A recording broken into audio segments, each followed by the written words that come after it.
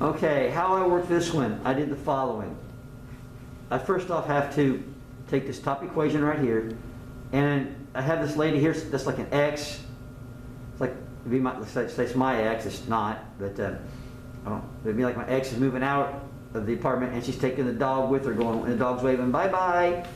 What this means is, on this problem right here, the lady indicates move the 4X to the other side. So that's a minus 4X to both sides, okay? And then what I have is 5Y equals negative 4X plus 15. So that's what this lady represents. Move the X to the other side. She's moving out. And anytime you have something on one side, like it's positive, it'd be negative on the other. And now we have to divide by the number in front of the Y. Well, what's in front of the Y? A 5. So I divide everything by 5. And then basically now, if you want, I have this problem right here, which means the Y-intercept has to be at plus 3, and the slope's going to go down 4 over 5. Okay, negative 4, 5, a negative slope.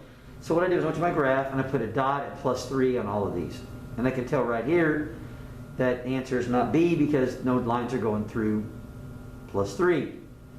I also know the answer cannot be C because going through this dot I have to have a negative slope, and that's a positive slope. So I know that one's not correct. And now I'm going to have to do this again for the 2x minus 3y equals 13 to see which of these is correct. And once again, move the x over, or move it, little Madagascar there. So they will cancel out. So I have a negative 3y minus 2x plus 13 over here. And now I need to divide by what's in front of the y, the little doggy waving bye-bye, divide by negative 3. And so what I have is, and if you think of this, so I just popped up here the wrong answer. Here we go. This is what I should have popped up first. My bad. My y-intercept is at negative 13/3, which is down here. You can see, and it's a positive slope. And notice D doesn't even have anything going through that point, so that makes my answer then has to be letter choice A. And it does go up 2 over 3. So there we have this nice little graph to do that too. Also, someone told me you could do this by the InSolve.